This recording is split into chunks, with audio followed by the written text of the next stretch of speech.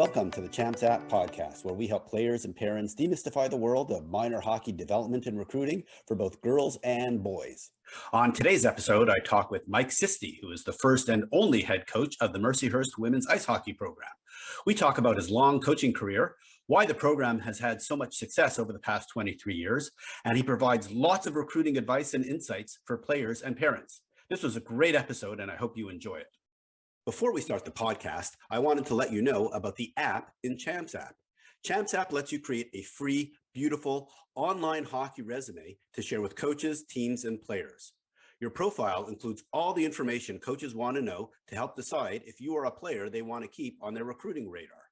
What makes Champs App unique is that you can then connect directly with college, prep, or team coaches, and they can then follow your updates. So when you add a new highlight video or a game to your schedule, they will automatically get notified of these changes to your profile. It's a really easy way to keep all your connections up to date. Just go to www.champs.app and click the sign up button to start your profile. And check out the links in the show notes to see a list of some of the college coaches already using Champs App that you can connect with. Stay tuned after the episode for more details on how easy it is to create your Champs App hockey resume. I'm very excited to have on the podcast Mike Sisti, who is the longtime head coach with the Mercyhurst Lakers women's hockey program. Originally from Buffalo, New York, he played college hockey at Canisius College, where he was a prolific goal scorer and captained the team for 2 years. And in 2002, he was inducted into the Canisius Athletic Hall of Fame. After graduation, he continued with the men's team at Canisius, coaching for 3 years as an assistant before moving to the men's team at Mercyhurst for 6 years. In 1999, Mercyhurst started their women's hockey program, and Mike was the inaugural team's coach and is about to enter his 24th season as head coach.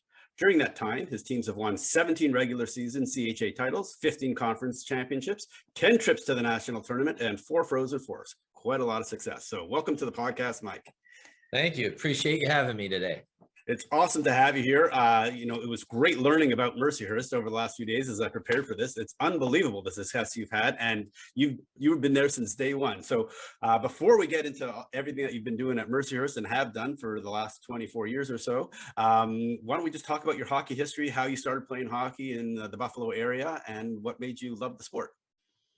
Okay, sounds great. Started playing actually when I was 3.5, 4.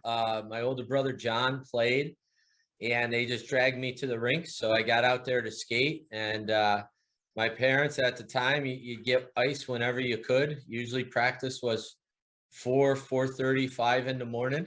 Wow. And you had to endure some pretty cold mornings to get out there. But that's when I started, and I moved from there into the Buffalo Regals. And had some great coaching with some legends from Buffalo coming up through the Regals ranks, and really fell in love with the game, at a real early age. Played other sports, but with the hockey season as long as it is, and travel hockey, the commitment you have to have. Obviously, that was where most of my time was spent. And then Mike, I'm curious, living in Buffalo, obviously you get a lot of snow, but you obviously have a lot of outdoor rinks. I was wondering, how often were you actually practicing or playing outdoors versus indoors in Buffalo? I'd say maybe 15-20% of the time. A lot of them were indoors, but still pretty cold, but you had Cazenovia Park and a few others that, were outside, Brighton and Lincoln in the Tonawanda area, yeah, you learn to deal with the cold. And once checking hockey started, it was bad enough when you took a hit, but when it was 0 degrees, and there was usually no one cared at the time if it was below 0, if the game was canceled or not. So you certainly felt those checks a little more on the real cold days for sure.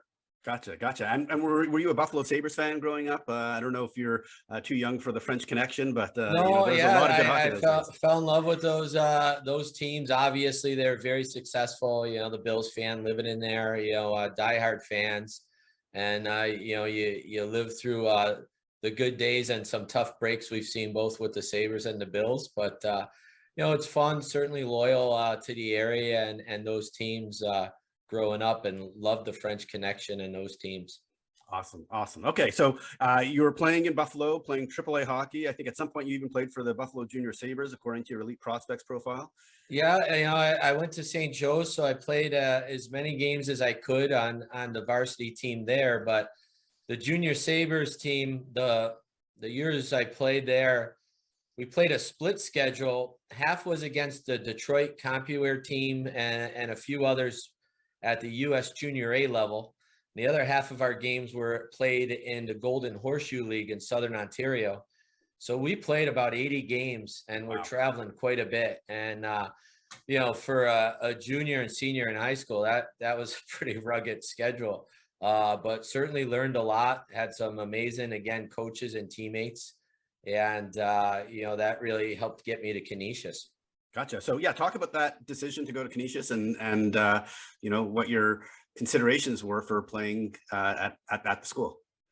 Well, it was a unique opportunity to stay in town, get a great education, and be able to play at Canisius. And I kind of had the best of both worlds because I lived on campus, so you got to explore all the college life, aspects, which I think are really important, of the process, but also be home and know a lot of people in town. And, if you needed groceries or something, those things weren't too far away. So it was really nice experience. And then obviously, probably came into my own at the college level, as far as the scoring and those types of things. Like I thought growing up, I was always an extremely hard worker, I would say real good player on a team, but maybe not the best player or the top scorer, and got a lot of responsibility with Brian Kavanaugh at Canisius and the coaches there,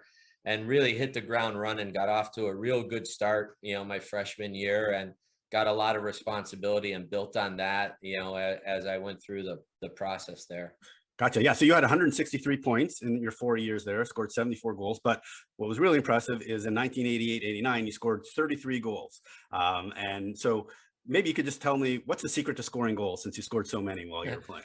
You got to shoot the puck for sure. And hold on, let me write that down. You can't. Yeah, I'll tell you, I never thought it'd be so tough to encourage people to shoot the puck, but it's genius. If you take a lot of shots, something's bound to go in. And so I think clearly, getting opportunities, you got to be able to, again, get in those gritty areas, those high traffic areas, if you want to score goals. And having confidence and belief in yourself, obviously, I think those are big. It was a little unfortunate. I got mono just before my senior year, and I tried playing through it.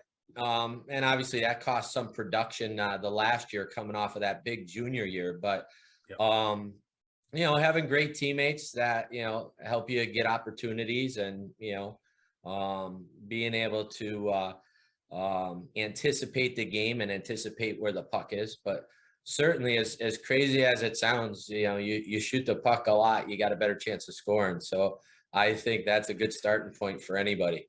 That's awesome. That's awesome. All right. And so I understand that in that senior year, probably due to your mono, that Brian Kavanaugh asked you to actually become a player coach during your senior year. Is that correct? Well, more so just planning ahead for the next year, that like, hey, it would be, it'd be good if you came back and, joined the staff, and he kind of got me interested in coaching. And like anyone, you want to keep playing. But it was probably realistic. Even if I hooked on with a team, it probably wouldn't be too long or making too much money. So it was great advice to come back the next year and start coaching with him. And I was really amazed how much I took to it. The job paid peanuts, really, and it was a love of the game. And it's amazing if you got pride and you believe in something, how hard you're willing to work for it. And clearly I wanted the team to improve, and I wanted to make my mark, and put in some real long hours. But we paved the way for some unique things that weren't done there before, that started to happen, and really helped, I think, the program take a nice step forward.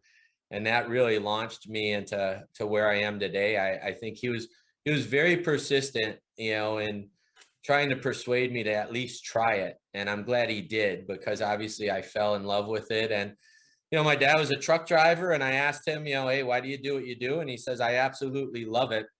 And the good advice he gave me was, whatever you do, chasing the dollar is obviously, it's something to consider, but you got to love what you do, because you have good days and bad days. And on the bad days, you want to still be really happy with what you're doing.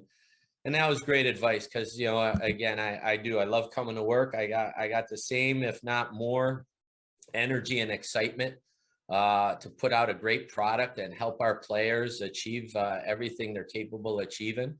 So it's a great reward when you can see the growth that happens, in the course of the 4, or now what COVID 5 years, that you can watch a young lady grow and develop and mature. Awesome.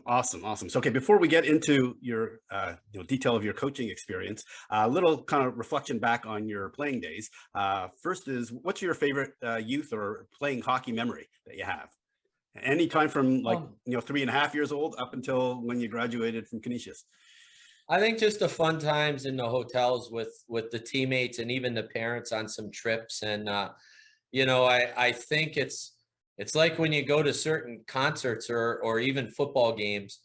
The concert or the game are fun, but sometimes it's the tailgating or getting together with people before the event that is exciting. And just dating back to all the great people that were involved in hockey through quality friends that I played with, but even players' parents and their families, getting to know my families. I think the hockey world is so special, and just so many wonderful people. But on a lot of those trips, I think that was an exciting side part of obviously playing the games, the different cities and places you could go to.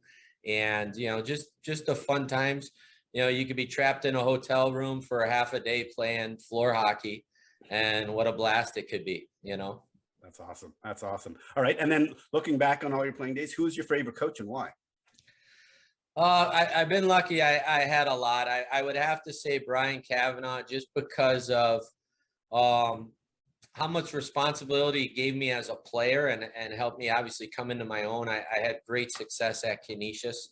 So, I think he was a big part of that. And then obviously pushing me on the coaching end to help get me where I am today. So, again, there were a lot of great ones, at the youth ages doing, if it was helping you learn how to skate or whatever the case may be. But, as far as probably most influential, I think he created the biggest change, which, I'm certainly thankful for. That's awesome. And so what was the hardest part in transitioning from becoming a player into a coach, other than the financial aspect of things? Well, the biggest thing was the first year at Canisius, because now I'm coaching my peers, and I'm coaching, people that I've played with and, went to dinner with and hung out with. And, now I'm,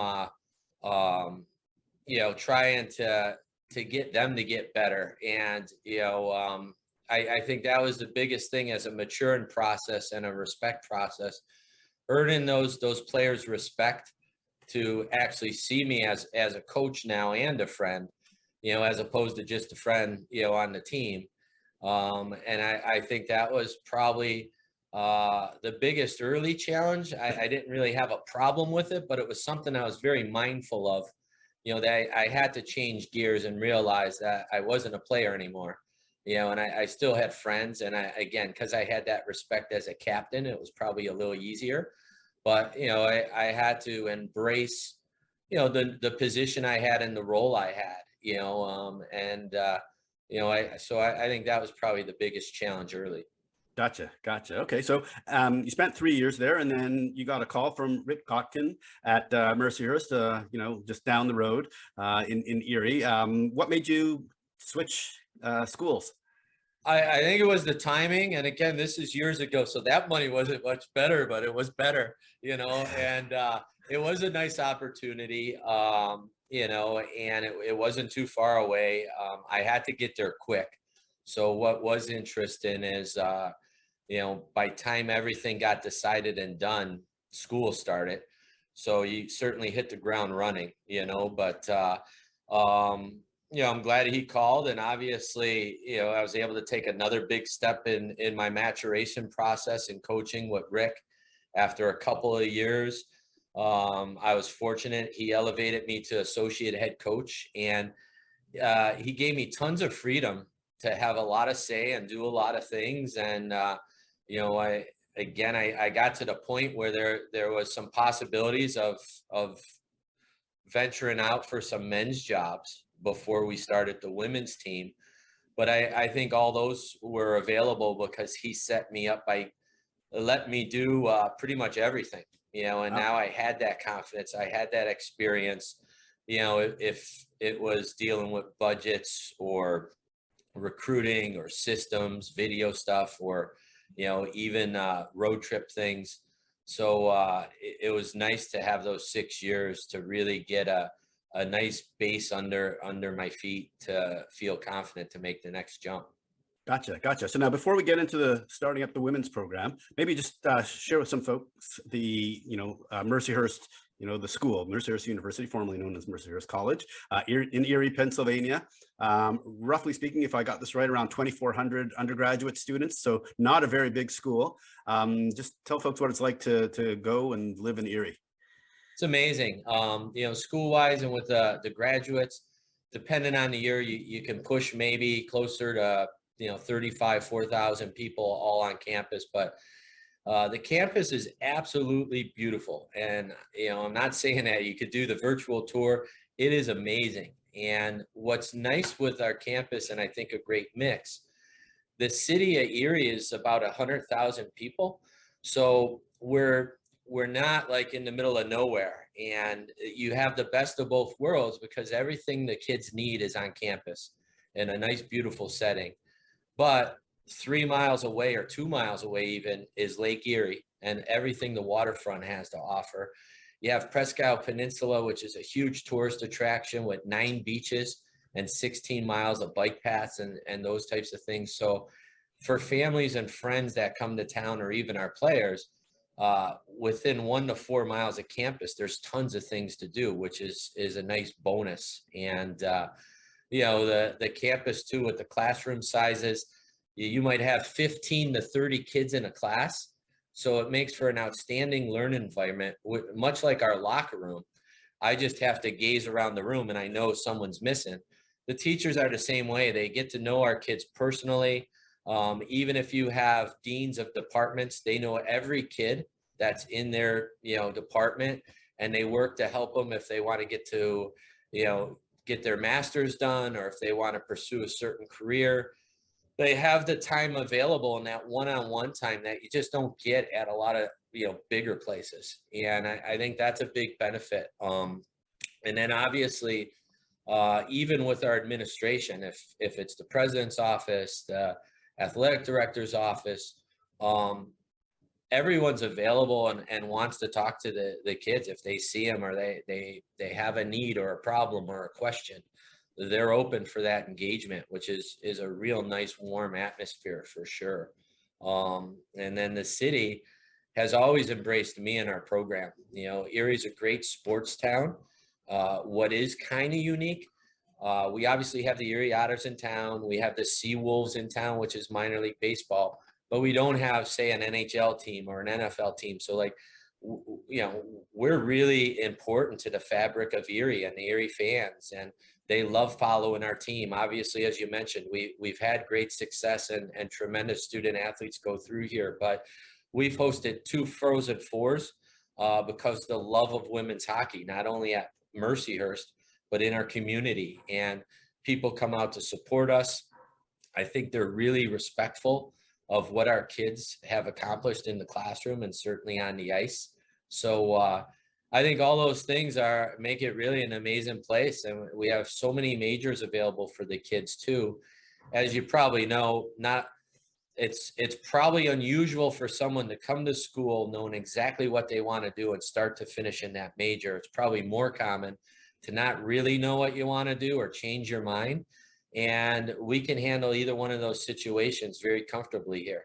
We have amazing majors and teachers, but we also have the school wants the kids to get a well-rounded education no matter what their major is. So even if someone changes their mind, they can use those classes as like area studies toward another major, that they don't have to go an extra year or two just to get all the credits to graduate. So I could go all day. Obviously, I've been here. I've had chances to leave, but I'm so proud of what we've built, and I think we got a really unique mix where women's hockey is extremely important to Mercyhurst University, the Erie community, and our kids really could get a great education in a wonderful, safe, social environment, and certainly play an elite level of hockey. So I'm biased, but I think it's the best mix of all. All right, so let's take it back just a little bit. So in 1998, the U.S. Women's Olympic team takes home the gold medal. And we've had several players who were on that team that come on the podcast, but that had a big impact on the folks at Mercyhurst deciding to start a program. So maybe you can take it from there. Yeah, and I mean, really, that was it. There was probably us, and I don't know the exact number. I'd have to guess maybe 9 to 11 universities that at the same time were like, wow, this is amazing. You know, this wonderful sport. It captured the country, and a lot of interest. And our administrators at the time had, the great insight to say, look, we have men's hockey here. Let's bring women's hockey here, and this could be something special and unique for us. And they did, and they approached me to be the head coach. And I wanted to make sure if I made the switch from men's hockey to women's hockey, I would never regret it, and I would be able to jump in with both feet and be really excited about it. So I did my due diligence. I asked a lot of questions, and even of our administration, I'm like, hey, if I do this, I want us to build a championship type of team, and I want everyone on board with what we're trying to accomplish here. And they gave me all the positive feedback that I needed to hear, and everything I learned about the sport had me fully confident that this was a great move for me and a great time to do it. And obviously I jumped in and haven't looked back since, and it's been one of the best decisions of my life. So I'm very curious, what were some of the biggest differences between coaching men and then moving over to the women's side and coaching women? I mean, at the time, I think what was rewarding, the women weren't getting as many opportunities for sure.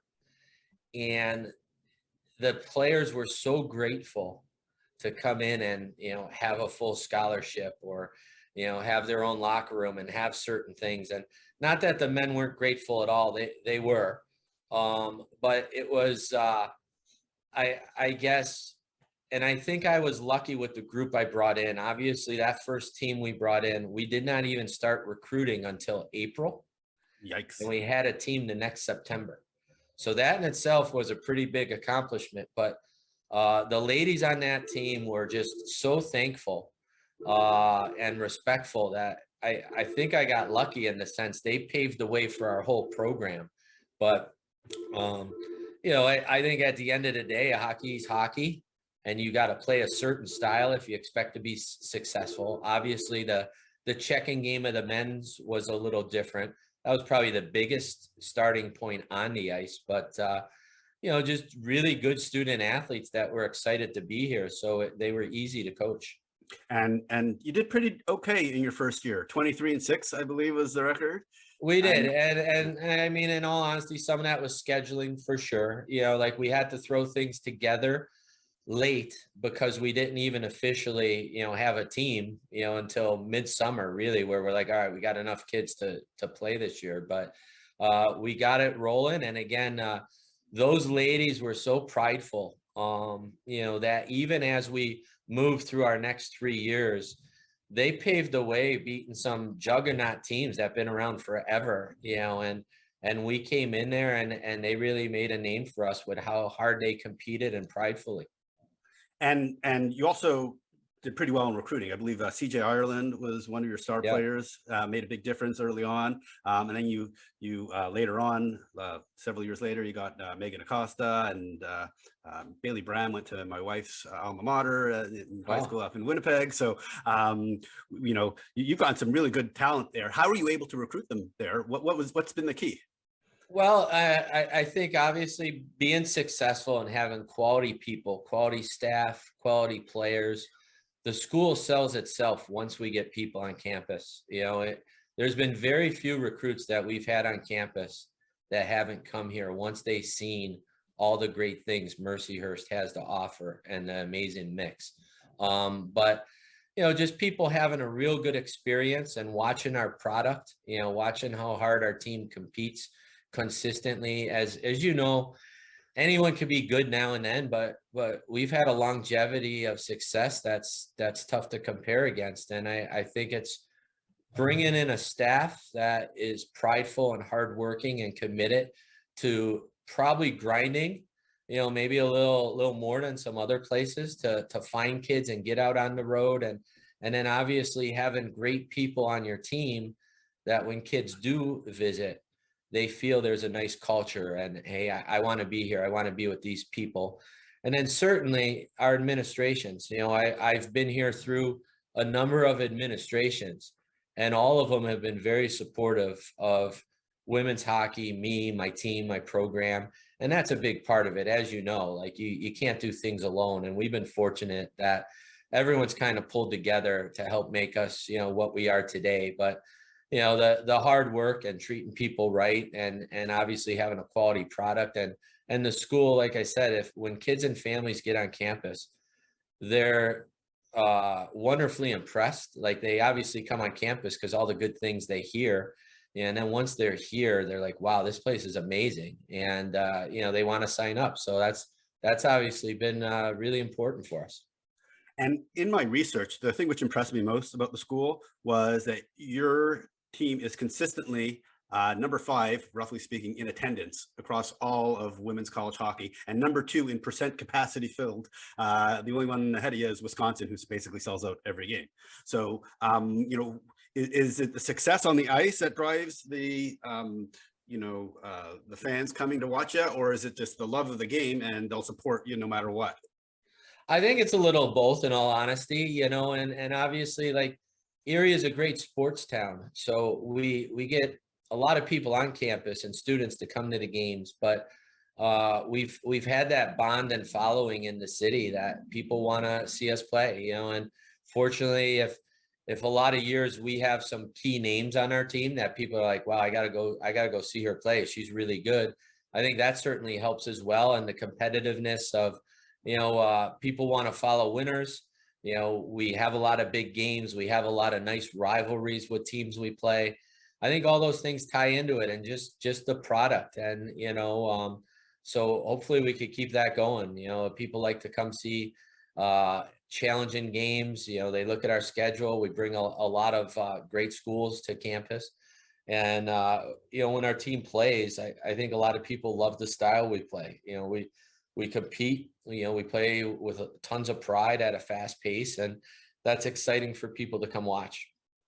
That's awesome. That's awesome. And so let's just talk a little bit about your coaching staff. You have 2 new assistants, I believe, this year. Maybe just talk about Trey and Tommaso, who helping out the team this year, and kind of what's new in store for this coming season.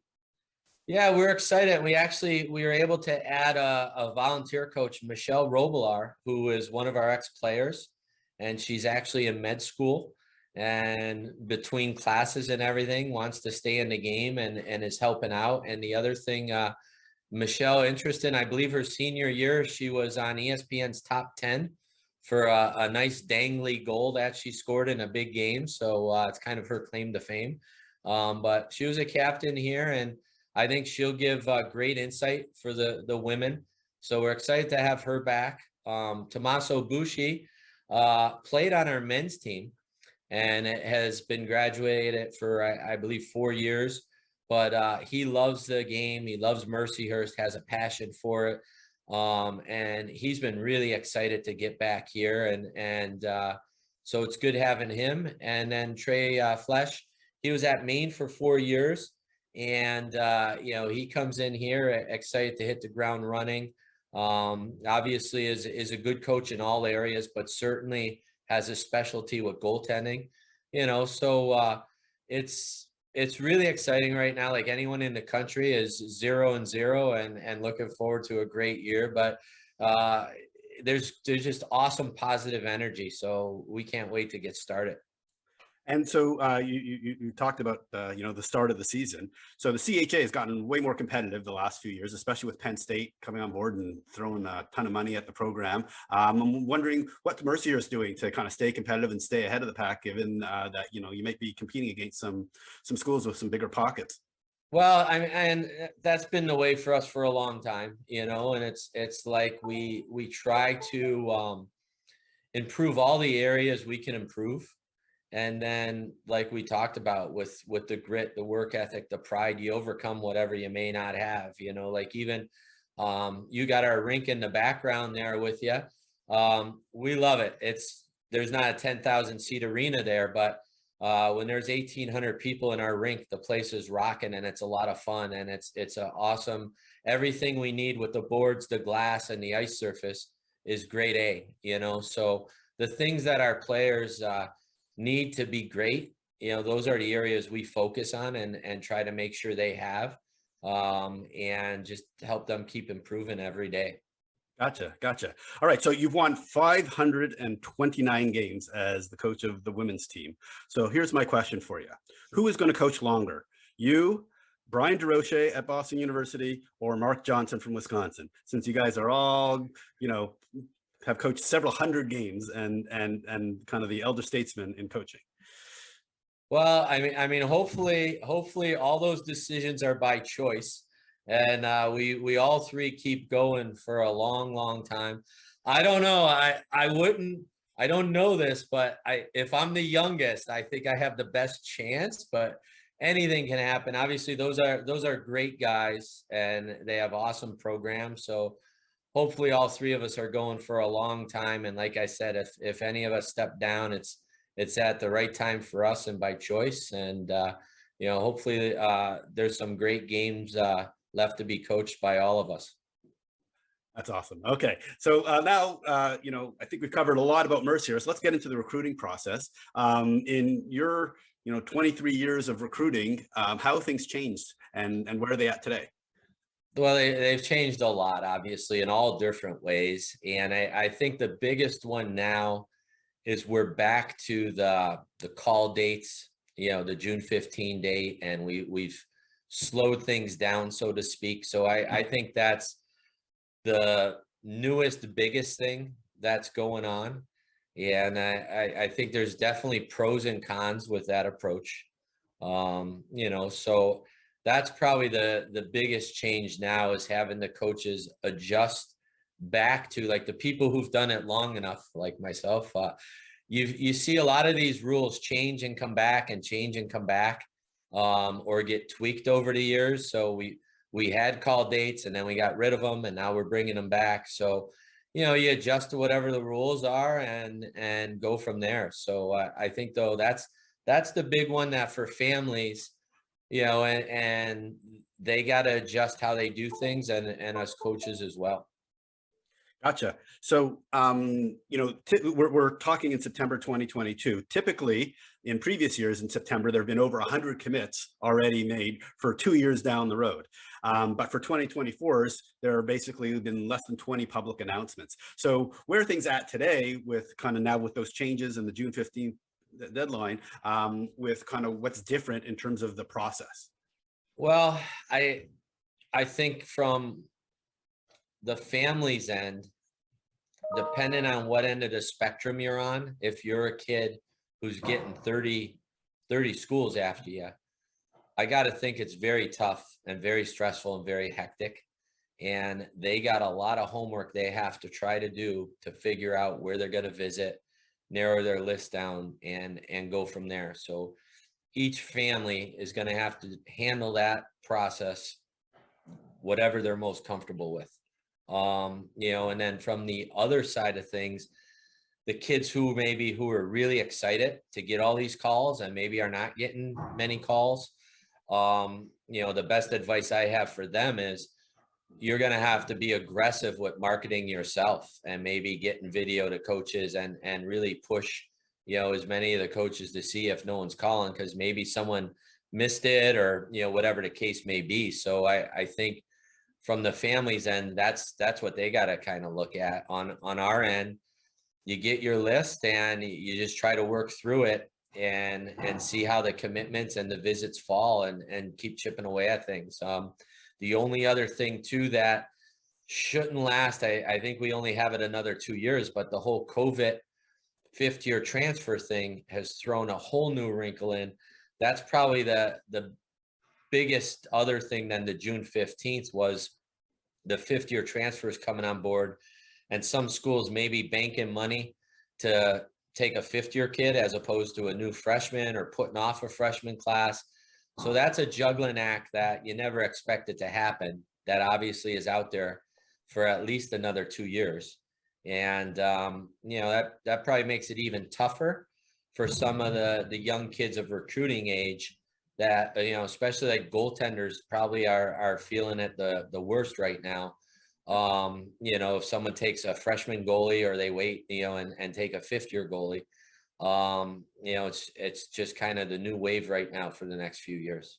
Gotcha. So what are the attributes that you are looking for, in players, beyond just skill? Well, I mean, certainly, you got to have high character. You want someone who's prideful, who will work hard, who loves to compete, because someone with that attitude is going to keep getting better, and they're also going to be able to overcome some obstacles if they have that work ethic, the pride level, to compete in them. So that's super important. You want someone who obviously is ambitious and wants to be, great, and is a good person.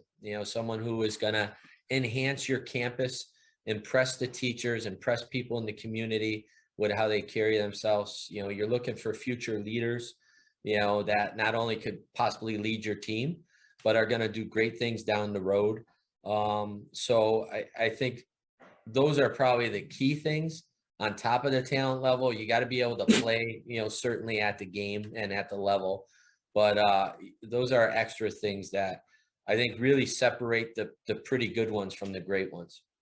And what is the key for a potential recruit, someone you've invited to come on campus? What's the key for them to figure out, yes, Mercyhurst is the place for me? What typically in the past, based on, folks who've been successful at Mercyhurst, what is it that during that recruiting process, what's the light bulb that goes on for them that says, yeah, this is the reason why I want to come here? Well, I think certainly everyone's different, but I think the home aspect where, kids or their families could come on campus and they're like, well, one, there's just so many people here that care about you, that are going to take care of you, from the coaching staff to the athletic department to your teachers and people on campus. Like, I think they're really impressed with the one-on-one you can get in all aspects of the campus life.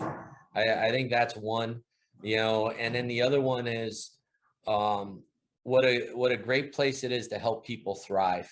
That if you can be an elite athlete here, and even come in as an elite athlete and leave a better athlete than you came in, and you can, thrive in the classroom, and the sky's the limit on what you want to achieve. And there's people here who are going to help you achieve it.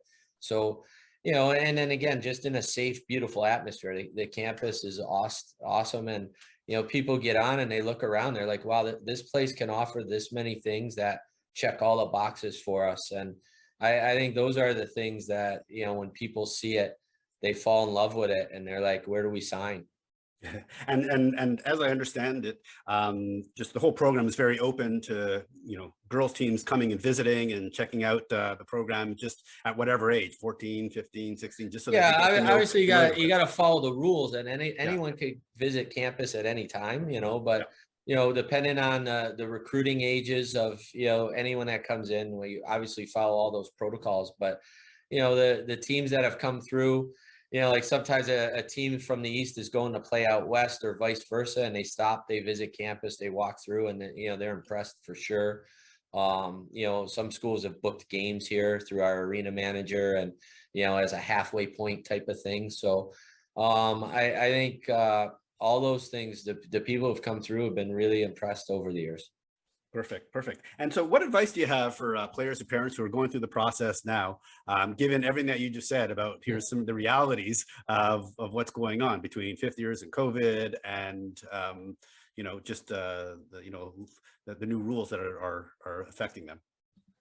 Well, I think certainly before they commit, don't let anyone pressure you to do anything you're not ready to do. Like make sure, if someone really wants you and they say, hey, you got to tell us today or else, then I don't know if you want that environment, so like I would make sure you're ready and that you're comfortable with the decision, because it is a real big decision.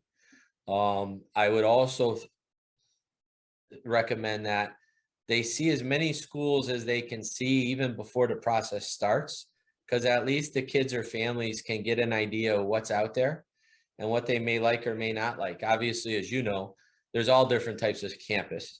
Some have upwards of 50,000 students, on campus, and some are much smaller than us, maybe 1,500 people. So I would have them on their own before the pressure starts mounting to get out, see some campuses, get a feel for what you like or you may not like. I think certainly if they could get to know the coaching staffs, I think that's certainly important, and see if there's a nice mix of personality and priorities. I think that's a key. And then knowing where you're going to fit in, and where the coaching staff sees you. Like, again, some people are like, if you tell them we're bringing you in to be a third goal, you may never play. Some people, if they hear that, that's good. They want to sign up for that. Someone else would be like, well, no, unless I'm starting, I'm not going to be happy. I don't want to go there. So I think you got to get comfortable having those honest conversations of, why the school wants you, where they see you fitting in, and make sure you're good with that. As and you look at the best and worst case scenarios too at each place, that they have your major and you're comfortable there. If maybe you're, not on the top line, like you plan to be, can you still be happy at a place like that? So I think those would be some good starting points that'll help them be prepared. And now, if they are fortunate enough to be in a situation where a couple schools they really want them really bad, they may have more things on the table to compare things to. Perfect. Okay, that's some excellent advice. And my kind of last question for you is, if there's a player who wants to get on your radar, what's the best way for them to get seen by you or get identified by you? Well, I mean, certainly nowadays, the emails are so good because kids can send video and just express like, hey, I know about you guys. I really like you. I dream to go there. I think that certainly helps, because even when we recruit, we'll see tons of kids throughout the year and certainly take good notes. But it is nice to know when you're going to a tournament that, hey, these particular kids, we liked them last year. We thought they were pretty good, but it's nice to know that we're their first choice. And, you make sure you maybe take that extra look, and you really try to decide if that kid's right for you. Because obviously you want kids at your school that want to be there. So I would tell them, I would definitely encourage them, let any schools, it doesn't hurt just to throw your name out there and let them know you're interested. And if they aren't interested, so be it. But it certainly can't help your shot at getting to that school. That's perfect. And I can confirm that the last 2 weekends in Stony Creek and in Pittsburgh, I have seen Trey and Tommaso out there with the Mercyhurst van, Nice. looking at kids and writing lots of notes on their iPads and their little papers there. So, Mike, I really want to thank you so much for coming on the podcast. It was great to learn about your background and really going into such great detail about Mercyhurst. There's a whole bunch of information that I had no idea about, and I definitely look forward to one day coming and visiting the campus and checking out a game. Well, that's awesome. We'd love to have you. Again, I think you'd love it. I didn't even get into all the great restaurants in town and all the great golf courses and things you could do here. So definitely let me know if you're coming through, but I appreciate you having me on. I really want to thank Mike for coming on the podcast. It was great to learn so much about the Lady Lakers program and his perspective on today's recruiting environment.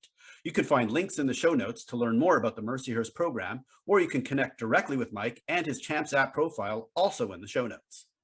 Thanks for listening to today's episode. Before you go, I wanted to share more about the app in Champs app. If you've listened to this podcast before, you know I spend a lot of time talking with coaches, parents, and players about the hockey recruiting process. One of the key questions that people want to know is, how does a player get noticed by college coaches?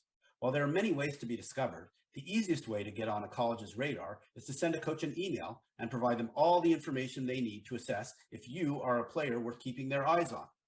That's where the app part of Champs app comes in. Champs app was designed based on all the conversations and feedback we received about the recruiting process, and we've built a tool to help players and coaches connect with a ton of the information they want to know. It all starts with creating a free, beautiful Champs app profile. After that, there's some pretty magical things that can happen to help make the recruiting process a little less overwhelming. Your Champs app profile includes all the basic academic, personal, and athletic information coaches want to know. Then, by including video, schedule information, and your coach's contact details, colleges can easily start their evaluation process. You just copy and paste your personalized link and send it to coaches so they can see your public player profile without even having to log in or create a Champs app account. Or you can connect directly with coaches on Champs app. More and more coaches are creating their own Champs app profiles and connecting with players themselves every day. Now coaches can have all the information they need to assess where you might fit in their recruiting plans. Even better, college coaches can track your progress throughout the winter and showcase seasons, because as you make changes to your profile, coaches will get notified to your updates. And in the future, we will be adding even more amazing features to improve your visibility to the recruiting process and hopefully increase your odds of success. If you want to see what a player or coach profile looks like before you start your own, look in the show notes to see some examples. My kids and I have used Champs app for their recruiting process. In fact, my son was invited to a AAA tryout thanks to his Champs app profile. So go to www.champs.app and start your player or coach profile. It only takes about 15 to 20 minutes to complete most of your key information. Good luck, and please let us know how it helped with your recruiting journey.